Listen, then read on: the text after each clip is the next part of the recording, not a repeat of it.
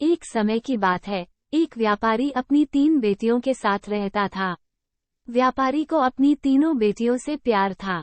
एक दिन उसे किसी काम से दूसरे देश जाना था। जाने से पहले व्यापारी ने अपनी तीनों बेटियों को अपने पास बुलाया और पूछा, मेरी प्यारी बच्चियों, कहो मैं परदेश से तुम तीनों के लिए क्या लाऊं?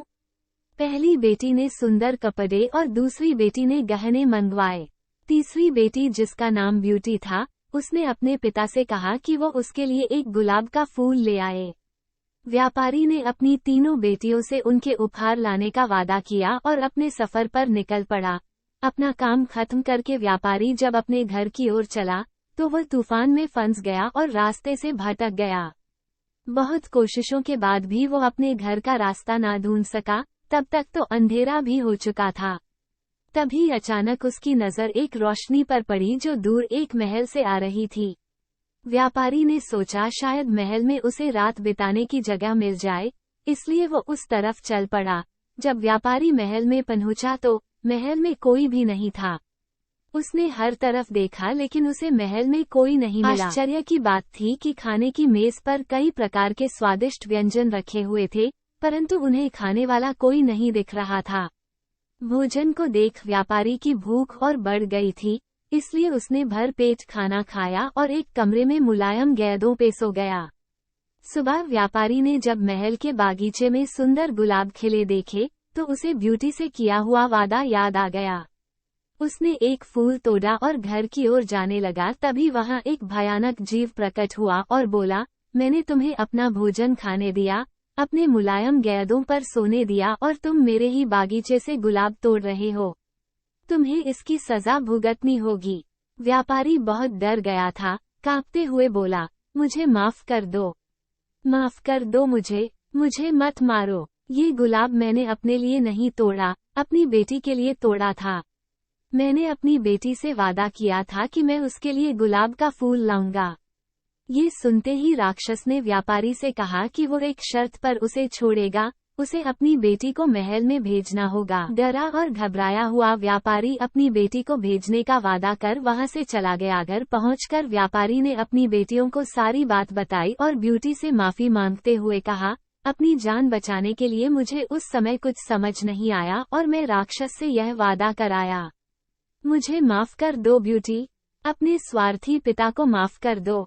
ब्यूटी ने अपने पिता के गले लगते हुए तसल्ली दी, आप बिल्कुल परेशान ना हो पिताजी, मैं आपका किया हुआ वादा जरूर निभाऊंगी।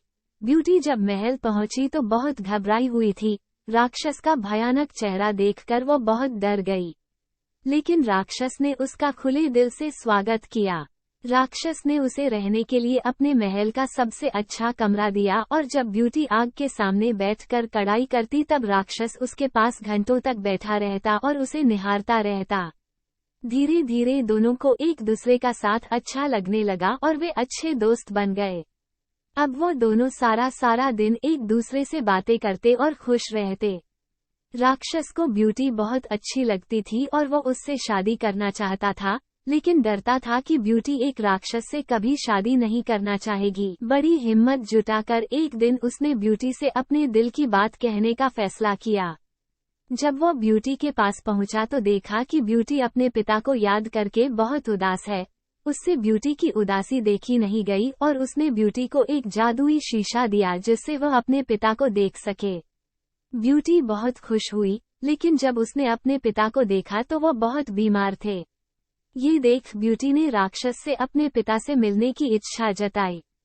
राक्षस ने उसे पिता से मिलने की इजाजत दे दी और 7 दिन में वापस आने को कहा। ब्यूटी ने तय समय में आने का वादा किया और अपने घर चली गई।